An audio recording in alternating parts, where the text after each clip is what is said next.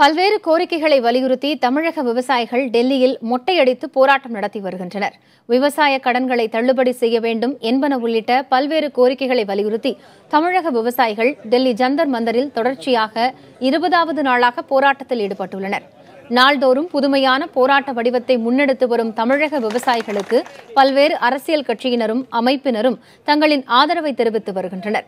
இந்த நிலையில் இன்று பாதி தலைமுடியை மழித்து அவர்கள் போராட்டத்தில் ஈடுபட்டுள்ளனர்.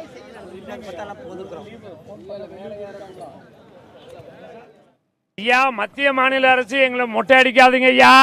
மாநில முதலமைச்சர் மாண்புமிகு எடப்பாடி பழனிசாமி டெல்லிக்கு வந்து மாண்புமிகு பாரத பிரதமரை சந்தித்து விவசாயிகளை காப்பாற்றுங்கள் எங்களெல்லாம் மொட்டை அடிக்காதீங்க, அரை மொட்டை அடிக்காதீங்கன்னு சொல்றதுக்காக இன்னைக்கு அரை மொட்டை அடிச்சு உட்காந்துருக்கோம்.